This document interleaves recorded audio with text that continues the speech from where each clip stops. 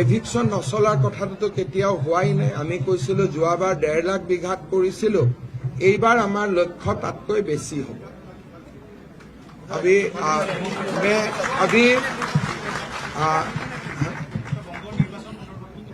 পশ্চিমবংগৰ নিৰ্বাচনৰ বিজেপিৰ বিজয় অসমৰ বাবে এটা অত্যন্ত ইতিবাচক বাতৰি। পশ্চিমবংগৰ নিৰ্বাচনৰ সময়তে মই কৈছিলোঁ, ভাৰত বাংলাদেশ সীমান্ত ত্ৰিপুৰা, মিজোৰাম, মেঘালয়, অসম আৰু পশ্চিমবংগ, ইয়াৰ ভিতৰত সীমা অসমতে আটাইতকৈ কম আৰু ভাৰত আৰু বাংলাদেশৰ সীমা আটাইতকৈ বেছি হ'ল পশ্চিমবংগ। বহু সময়ত আমাৰ ইয়াৰ ছাত্ৰ সংগঠন, যুৱ সংগঠনে দাবী কৰে যে অসমৰ কাইটিয়াতাৰৰ বেৰা বা অসমৰ সীমান্ত চিল কৰিব লাগে।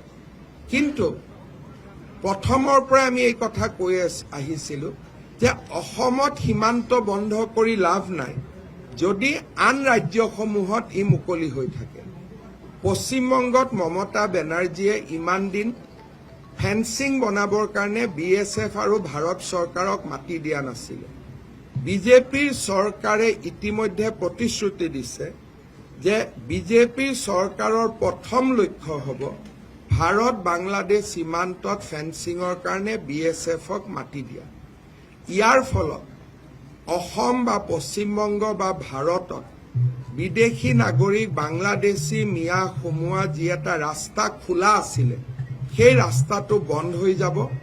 দেশৰ সাৰ্বভৌমত্বৰ কাৰণে পশ্চিমবংগত বিজেপি চৰকাৰ অহা অতিকে প্ৰয়োজনীয় আছিল। মই ভাবোঁ যে আজি ৰাষ্ট্ৰৰ বাবে এটা আনন্দৰ দিন। মই এটাই কথা ক'ব খোজো যে বাংলাদেশী মিয়াই হওক বা সীমান্তৰ লগত জড়িত বিষয়বোৰেই হওক, অসম, পশ্চিমবংগ, ত্ৰিপুৰা, মেঘালয় বা মিজোৰামত বন্ধুত্বমূলক ৰাজ্য চৰকাৰে আমাৰ দেশৰ সাৰ্বভৌমত্বক সুৰক্ষিত কৰিব।